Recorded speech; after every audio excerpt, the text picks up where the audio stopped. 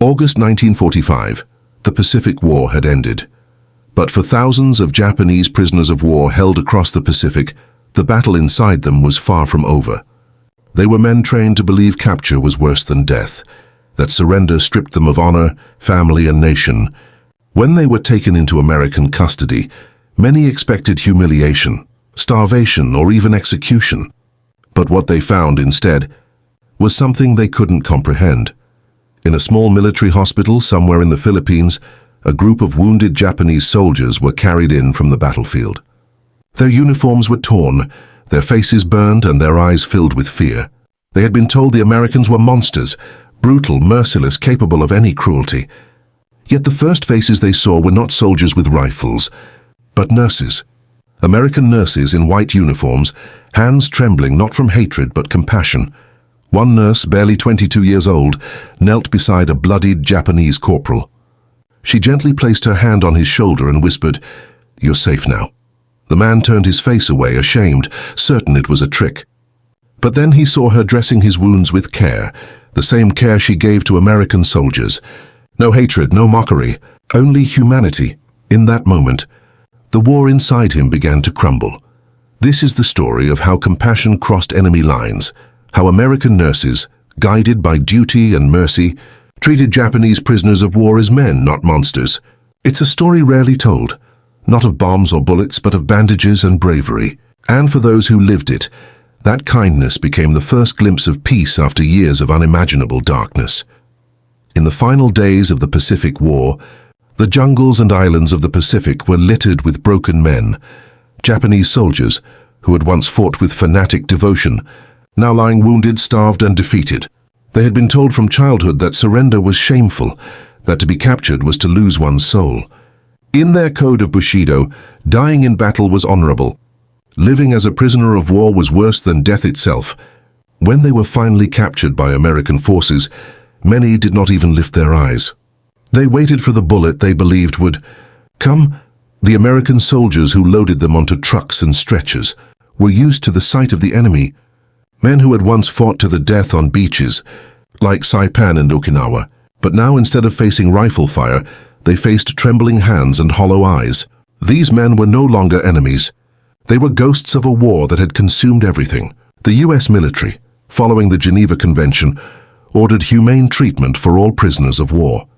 This included food, shelter, and medical care. But it was the nurses, the young women stationed across the Pacific, who carried out the most human part of that order. Many of those nurses had lost family to the same war. Some had written farewell letters to brothers who never returned from Bataan or Iwo Jima. Yet, when wounded Japanese soldiers were brought in, they did not see the men who had taken those lives. They saw suffering. A nurse named Helen Turner wrote in her journal, "When I cleaned his wounds, he looked at me as if he couldn't believe I wasn't here to hurt him. I wanted to tell him, the war's over now. You're safe." At first, the Japanese captives could not accept it. When American hands reached out to treat their wounds, some recoiled, whispering prayers of shame. Others refused food, convinced it was poisoned. But the nurses didn't give up. Day after day, they worked in the tropical heat, changing bandages, feeding the weak, and offering water to men who barely dared to drink. One nurse would later recall, "They would bow their heads every time I approached, as if expecting punishment. When I smiled at them, some cried. It was a strange reversal, the conquerors showing mercy and the conquered unable to understand it." The American nurses followed not orders of vengeance, but a deeper sense of duty, to preserve life wherever it still flickered.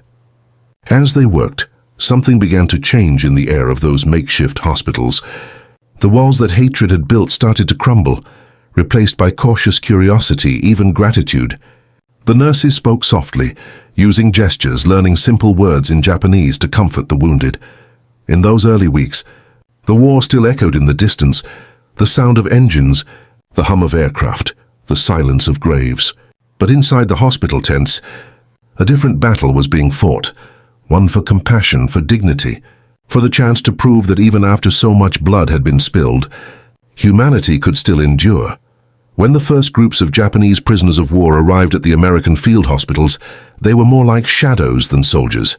Many were severely malnourished, their bodies reduced to skin and bone from months of fighting without supplies. Some were carried in on stretchers, their faces expressionless, eyes fixed on the ground. They refused to speak, eat, or even look at their captors. The nurses who awaited them had seen many wounded before, but there was something haunting about these men, an emptiness born not only from pain, but from shame. The Japanese soldiers had been taught since youth that capture was unforgivable.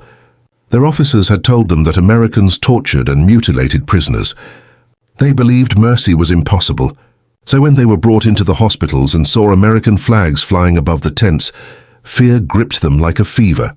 A few whispered to each other that the nurses' kindness must be a trick, that the food might be poisoned or the medicine deadly. Some clenched their fists and refused to be touched.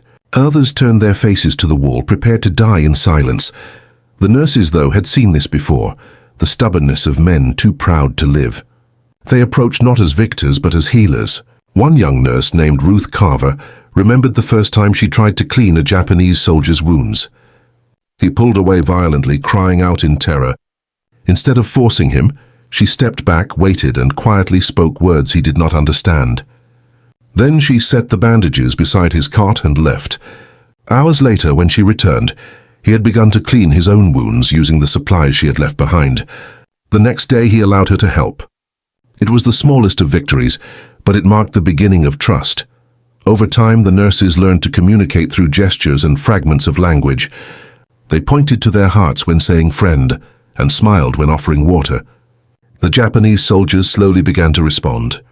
When one nurse handed a wounded sergeant a tin cup of water, he hesitated, then drank. Afterward, he bowed his head and whispered, "Arigato." It was the first word of thanks she had heard from any of them. As days passed, the atmosphere shifted. The Japanese soldiers, who once stared in silence, began watching the nurses with cautious curiosity. They noticed how the women worked tirelessly, tending to American and Japanese patients alike, never showing favoritism, never expressing hatred. One captured lieutenant later wrote, "I could not understand. We had been told Americans had no hearts, but these women, they cried for our wounded." Each act of care chipped away at the myths that had fueled years of war. The nurses washed the dirt from infected wounds, brushed flies from fevered faces, and shared their own rations when supplies ran low. The Japanese soldiers, too weak to resist, began to feel something they hadn't known in years, the warmth of kindness. In the stillness of those hospital tents, between the rustle of canvas and the murmur of prayers, the boundaries between enemy and human slowly began to fade. Weeks passed, and the field hospitals that had once been filled with silence began to stir with a strange, unfamiliar rhythm, the sound of healing. The nurses moved between cots, their steps soft, their voices steady, tending not only to American soldiers, but to the Japanese prisoners who now lay beside them. The initial fear and suspicion had faded, replaced by quiet acceptance.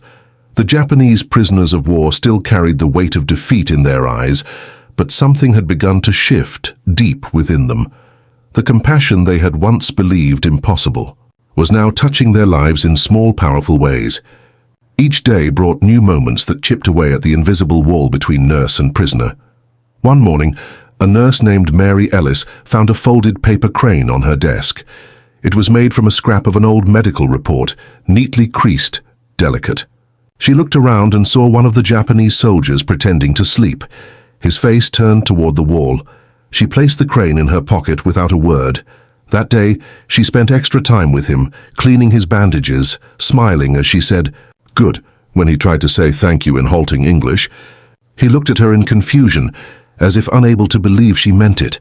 The nurses learned the names of their patients, names that carried stories, families, and lives once sworn to destroy their own countrymen. A young soldier named Tanaka had lost his leg to a grenade blast. When Mary knelt to change his dressing, he tried to stop her, his face burning with shame. "I cannot let you touch me," he said through a translator. She only shook her head, gently resting her hand on his arm.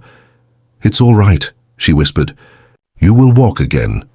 The tears that filled his eyes were not from pain. Later he told another prisoner, "She spoke as if I was not an enemy, but a man."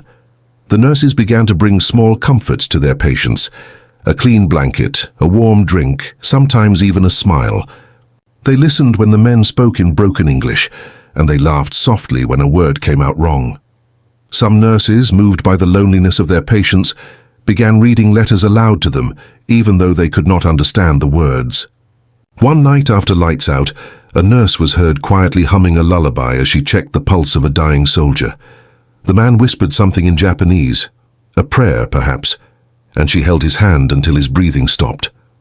Outside, the world was still recovering from the devastation of war, but inside those tents, humanity was being rebuilt piece by piece. The nurses had gone to war expecting to patch wounds and save lives. What they hadn't expected was to help mend souls, their own included. The Japanese soldiers, once hardened by propaganda and fear, began to see in those women not enemies, but angels. And in every word, every gentle touch, and every act of mercy, the nurses were unknowingly writing a new kind of victory, one that would never appear in any military report, but would live forever in the memories of those they healed. As the WWII. Months passed. The once hostile silence in the wards had turned into something deeply human, the sound of healing, laughter, and hesitant conversation. The American nurses, who had first been seen as symbols of the enemy, were now regarded with awe and gratitude. Many of the Japanese prisoners of war had never spoken to a woman outside their own family before, let alone been cared for by one. In Japanese military culture, women were seen as distant, bound to duty and home. Yet here were American women, confident, compassionate, moving freely through the camp, tending to wounds with steady hands and unyielding patience. The transformation was subtle at first. One nurse, Lieutenant Margaret Shaw, remembered how the prisoners would bow deeply whenever she entered the ward. "They looked at me," she wrote in her diary, "as if I carried both a weapon and a miracle." When she smiled and offered a cup of water, the men froze, unsure whether to accept. But gradually they began to understand that no punishment would come. That realization alone brought some of them to tears. What stunned them most was the nurses' refusal to treat them differently from the American wounded, whether a man wore the khaki of the U.S. Army or the faded green of the Imperial Japanese Army. He received the same care, the same gauze, the same food, the same gentle voice asking, "Does it hurt?" One prisoner later said, "I thought Americans were demons, but they washed my wounds with kindness." I could not understand why. Some nurses tried to bridge the cultural gap, using gestures or a few learned Japanese words to communicate. They laughed when the men shyly attempted to say "thank you" in English. At mealtimes, nurses made sure the Japanese soldiers received proper rations, even though supplies were limited. "They watched us serve them rice," recalled a nurse named Helen Parker, and one of them started crying. He told the translator that he had not been treated like a human being since the war began. The nurses also became witnesses to the trauma carried by their patients, not only physical but emotional. Many of the Japanese men suffered from nightmares, waking in the night shouting the names of fallen comrades or crying out for forgiveness. Instead of turning away, the nurses stayed by their sides, calming them until they fell asleep again. Their compassion was quiet, unspoken, yet powerful enough to bridge the vast gulf between two nations that had only recently tried to destroy one another. For the Japanese prisoners of war, this treatment shattered everything they had been taught about their enemies. The propaganda that once painted Americans as monsters now seemed hollow and absurd. What they saw instead were women who worked tirelessly from dawn until dusk, who risked infection to save their lives, who smiled despite exhaustion and loss. By the end of that year, word spread among the prisoners. The Americans have nurses who heal even the enemy. It was said not with disbelief anymore, but with reverence. For the first time in years, these men, once soldiers of an empire, built on obedience and pride, began to feel something they had long forgotten, the simple, humbling warmth of humanity. As the long months of recovery continued, something profound began to take shape. A bond that neither side could have imagined when the war was still raging. The Japanese prisoners of war, once broken by defeat and haunted by shame, now found themselves changed by kindness. For many, this was their first glimpse into the true heart of the people they had been told were devils. The nurses, too, found their understanding of the enemy transformed. Beneath the uniforms, they saw men who had bled, grieved, and suffered just as their own brothers and fathers had. There was a quiet dignity in the way the Japanese soldiers responded to care. They were disciplined, polite, and deeply respectful. Some offered small tokens of gratitude, even though they had nothing. One prisoner, a former schoolteacher named Nakamura, carved a tiny wooden cross from a scrap of crate and left it beside the nurse's tent. He told an interpreter, "Not for your God, for your hearts." Another prisoner, once a sergeant in the Imperial Army, began helping to clean the medical tents each morning, bowing to the nurses as he worked. "I must do something," he said. "They saved my arm. They gave me back my life." The American nurses had seen horrors beyond measure, the aftermath of island battles, the shattered bodies of young soldiers. But in this strange chapter of peace after war, they found a different kind of courage, the courage to forgive without being asked. Their acts of compassion did not erase the past, but they softened it, transforming bitterness into understanding.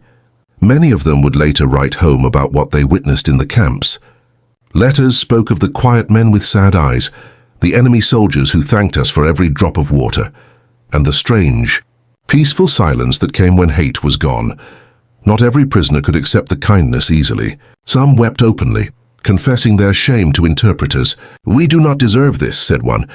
"We were told Americans had no soul. But these women, they have more than we do." The nurses, unaware of the exact words, only understood the emotion, and that was enough.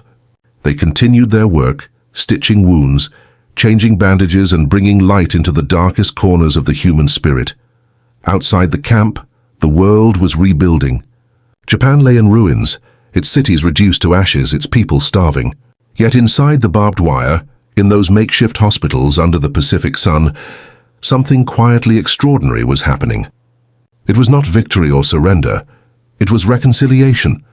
The nurses were teaching, through simple acts of care, that mercy could be more powerful than any weapon. Years later, some of those Japanese men would return home and tell their families stories of American women who had shown them compassion when they least expected it. To them, the memory of those nurses became a symbol, proof that even after unimaginable destruction, humanity could still find its way through the rubble. For the nurses, it was a reminder that their mission had never truly been about war. It was about healing, and the courage to see the enemy as human once more. When the war finally ended and repatriation began, the camps that had once been filled with tension and fear grew eerily quiet.